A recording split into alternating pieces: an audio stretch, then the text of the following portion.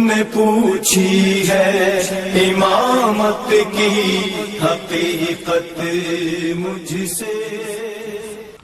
آپ توجہ کریں، وہ جنہوں نے علامہ اقبال نے یہ مضمون اس لیے چھیڑے ہیں کہ اس نسل حاضر کو تیار کریں کہ کیا وہ افسون تھا، کیا جادو تھا، کیا طلسم تھا اس صدر اول کے، اس جماعت کے اندر جو رسول اللہ کے ہمراہ تھے، کہ جن کو دیکھنے سے ہیبت شہوں پہ طاری ہو جاتی تھی۔ اور یہ فرضی اور افسانے نہیں ہے۔ جب رسول اللہ صلی اللہ علیہ وآلہ وسلم کا نمائندہ آیا، اور بعد میں رسول اللہ کے بعد بھی جب ایران فتح ہوا اور مسلمانوں کا نمائندہ آیا ایرانی حکومت کے پاس، ایرانی حاکم کے پاس مذاکرات کے لیے، پیغام دینے کے لیے، تو وہ شاہ اس شخص کو دیکھ کر، جو سفیر آیا تھا مسلمانوں کا، پیغام لایا تھا، بہت ہی سخت پیغام مسلمانوں کی طرف سے کہ تم تسلیم ہو جاؤ، اگر تسلیم نہیں ہوئے تو پھر تلوار چلے گی تمہارے اوپر، تلوار فیصلہ کرے گی۔ پہلے لوگ اس کو لا نہیں رہے تھے، چونکہ وہ اس حالت میں تھا کہ اسے دربار شاہ ایران کا دربار سجا ہوا، دنیا کا بہترین سجا ہوا، جہاں پر لوگ پہلے عطر میں نہا کے پھر آتے ہیں کہ شاہ کو خوشبو آئے، چونکہ دربار تھا ہی ایسا۔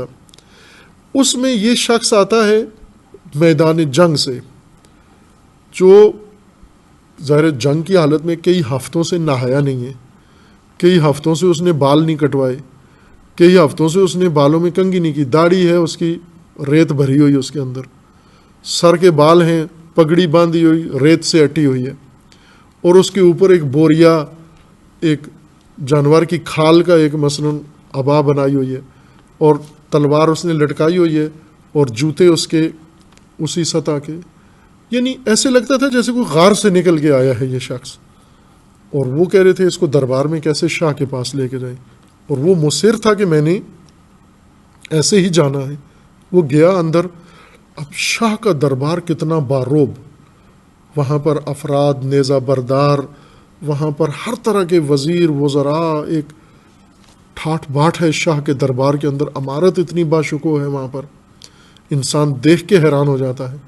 وہاں پر یہ بوریا نشین، وہاں پر یہ صحرائی، وہاں پر جو شاہی آداب و رسوم ہیں وہ بالکل نظر انداز کر کے سیدھا جا کر سامنے شاہ کے کھڑے ہوا، نہ سلام نہ علیک۔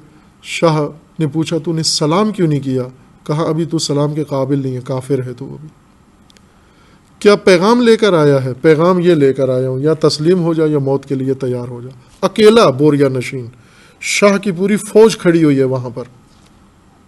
وہ آپ توجہ کریں، یہ ہے مسلمان۔ وہاں پر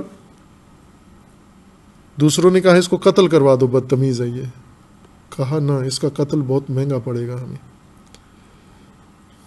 وہ کہا تو بہتر آدمی نہیں تھا تمہارے پاس؟ کوئی اچھا لباس پہن کے آتا، شخصیت بن کر آتا، پروٹوکول کے ساتھ آتا۔ کہا سب ایسے ہی ہیں جیسے میں ہوں، ہمارا کمانڈر بھی ایسا ہی ہے جیسے میں ہوں، یہی حلیہ ہے سب کا۔ اسی وقت اس نے کہا میں تسلیم۔ جس قوم کا، جس فوج کا، جس امت کا یہ فرد ہے، اس کا ہم مقابلہ نہیں کر سکتے۔ یہ روب ہے، ایک فرد کا روب، ایک شاہ کے اوپر، ایک سپر طاقت کے اوپر اتنا روب ہے۔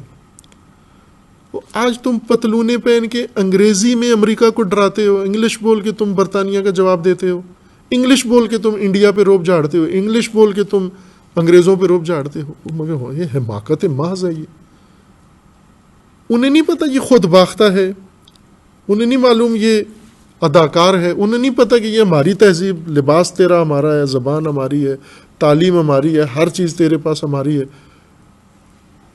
تجھے اپنی زبان میں بات کرنا نہیں آتی تو ہمارے ساتھ کیا لینے کے لیے آیا ہے؟ اس لیے آپ کے حکمران جب وہاں جاتے ہیں ان کے ساتھ کیا حشر ہوتا ہے، وہاں پر ایئرپورٹوں پہ ان کے ساتھ کیا حشر ہوتا ہے، آگے ان کے اپنے گھروں میں جب وہ چلے جاتے ہیں کیا حشر ہوتا ہے وہاں پر۔ پست ترین، ذلیل ترین حالت میں آپ کو رکھتے ہیں۔